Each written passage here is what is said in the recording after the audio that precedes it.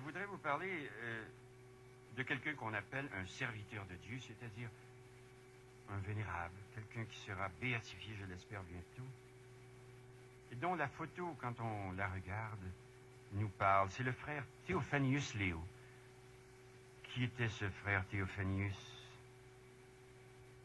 C'était vraiment, je crois, un saint.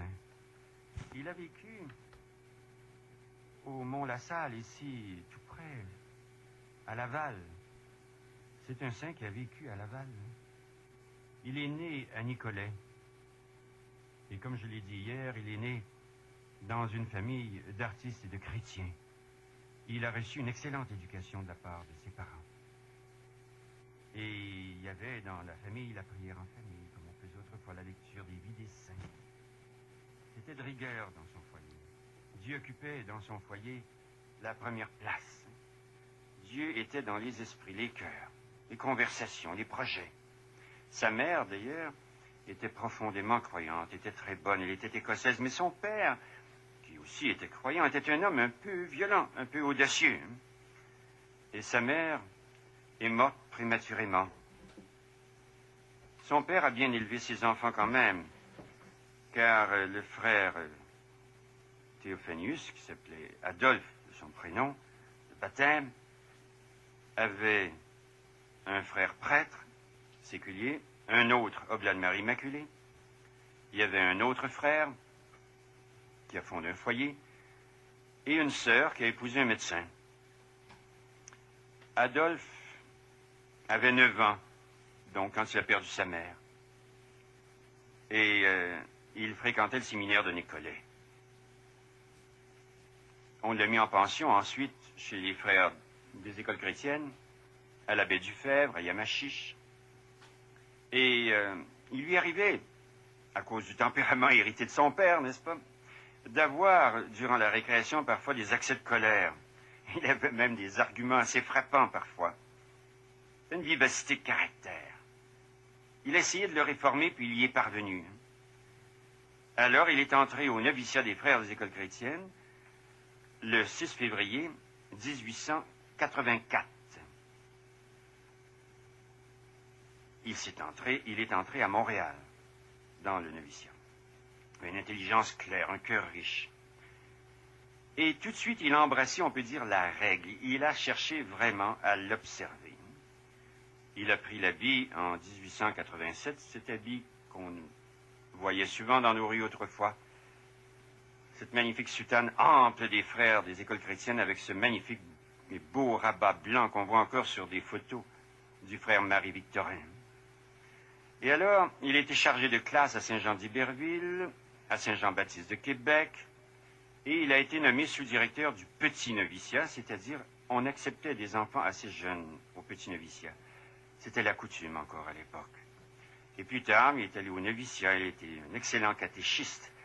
Il parlait surtout, et j'aime bien ça, de la miséricorde de Dieu, de l'amour du cœur de Jésus.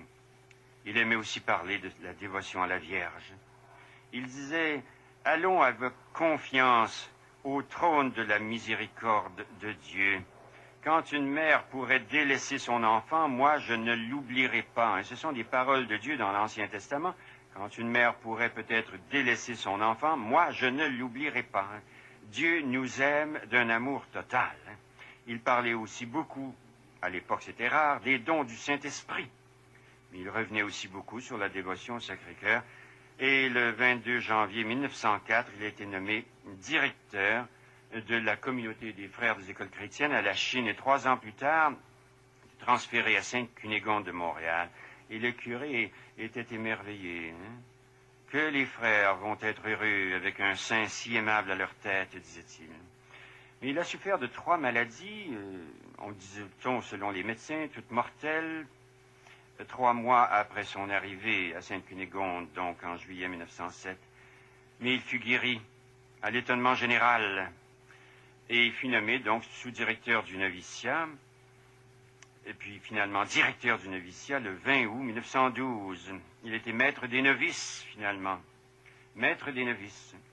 Il disait, un novice est un soldat qui entre au service de Jésus, un futur sauveur d'âme. s'il a au cœur l'amour de Jésus, s'il sait prendre de l'affection pour l'humilité et la pauvreté, et aussi pour les souffrances. Il disait de ses novices, ils sont les temples du Saint-Esprit, et que de belles choses il fait en eux.